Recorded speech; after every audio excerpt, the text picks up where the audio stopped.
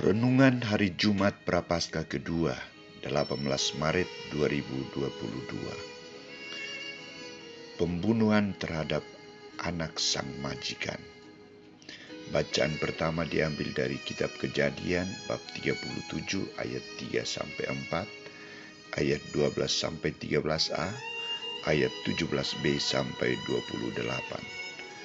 Bacaan Injil dari Injil Matius bab 21 ayat 33 sampai 43, ayat 45 sampai 46. Saudara-saudariku terkasih, bila saya dan saudara-saudari membaca perumpamaan ini, bagaimana reaksi dan tanggapan kita?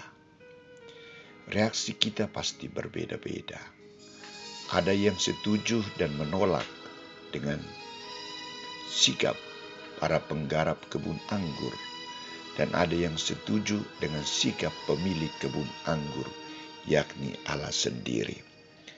Reaksi saya adalah mempertanyakan sikap dan tindakan para penggarap kebun anggur yang begitu jahat dan mendukung tindakan Tuhan atas perbuatan mereka, dan bagaimana Tuhan mempercayakan kebun anggurnya kepada orang yang bertanggung jawab.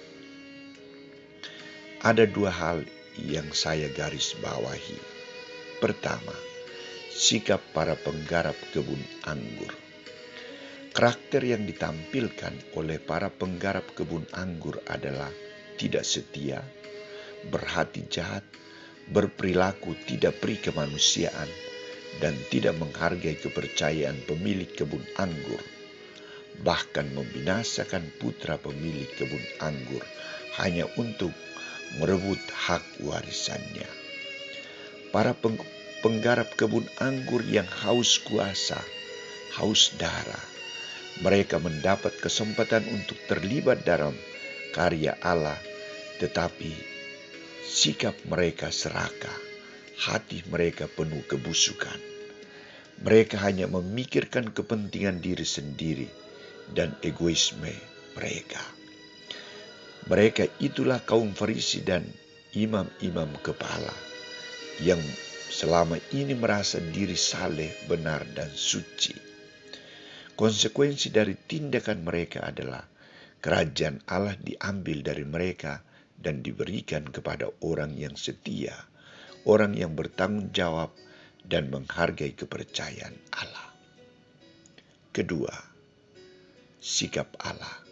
Saudara-saudariku terkasih, Allah ditampilkan Matius sebagai pemilik kebun anggur yang sangat mempercayakan kebun anggurnya kepada manusia. Ia menyediakan segala-galanya yang baik kepada manusia. Ia membuat perjanjian dan setia pada perjanjiannya. Ia mendampingi para penggarap kebun anggur dengan utusan-utusannya.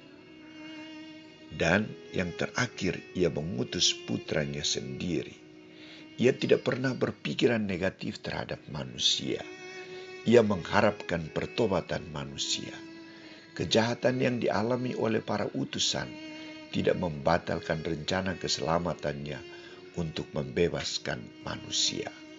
Maka tindakan Allah adalah mengutus putranya sendiri, dan putra Allah juga mengalami nasib yang sama. Ia ditangkap dan dibunuh untuk merebut hak warisannya. Tindakan Allah atas kejahatan manusia adalah kerajaan Allah dan kuasanya diberikan kepada orang lain, kepada mereka yang menerima Injil, baik orang Yahudi maupun bukan orang Yahudi. Prinsip ini masih berlaku. Kerajaan Allah dan kuasanya akan diambil dari orang yang tidak setia kepada Kristus serta menolak cara-cara hidup yang benar dari Kristus. Sebaliknya, kerajaan itu diberikan kepada mereka yang bersedia untuk memisahkan diri dari dunia serta mencari dan mendahulukan kerajaan Allah dan kebenaran dalam hidup mereka.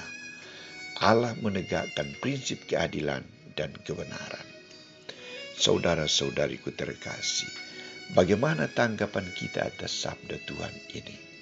Sabda Kristus hari ini mengingatkan kita akan 3 hal untuk diperhatikan dan dibaharui dalam masa Prapaskah ini.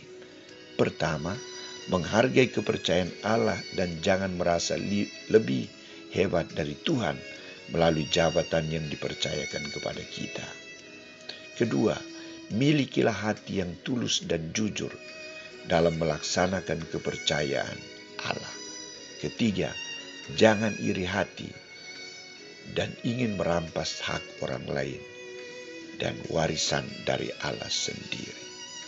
Semoga kita berusaha untuk mengembangkan 3 tindakan ini di dalam menanggapi misteri keselamatan yang kita terima dari Tuhan.